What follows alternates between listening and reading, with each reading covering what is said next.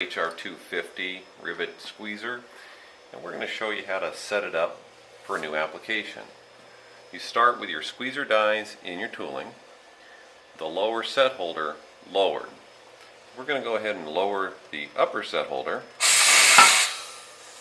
and this is our application, our sample application. The lower set holder is very low.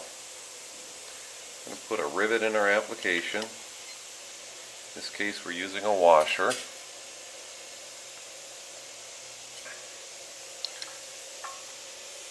Now, with this lowered, go ahead and raise the lower set holder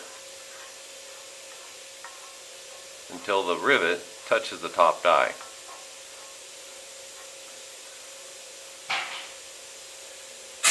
Now you can raise the top set holder, give the lower nut a couple of turns, and you start curling your rivet. Give it another turn or two.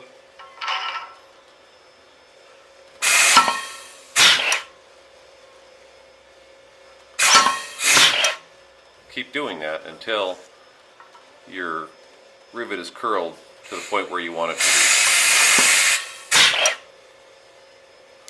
That looks good. Now it's set up.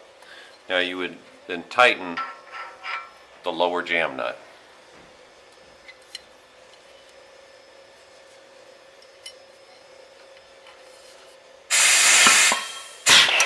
Now for safety purposes, you could limit the stroke by lowering the top set holder, lowering the stroke limiter, and then raise it maybe 1/4 of an inch.